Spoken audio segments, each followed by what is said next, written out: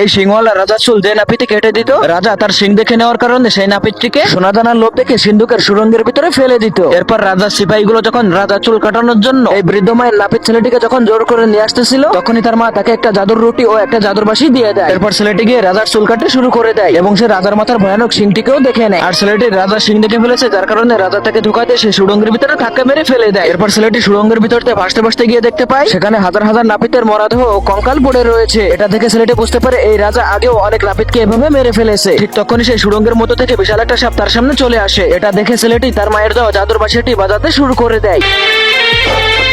এরপর এই জাদুময় বাঁশির সুর শুনে সেই সাপটি এই ছেলেটির বন্ধু হয়ে যায়। এরপর এই ছেলেটি তার মায়ের দেওয়া জাদুর রুটি দিয়ে সাপটিকে খাইয়ে দেয়, যার কারণে এই সাপটি খুশি হয়ে সেই ছেলেটিকে সুড়ঙ্গ থেকে উপরে উঠিয়ে দেয়।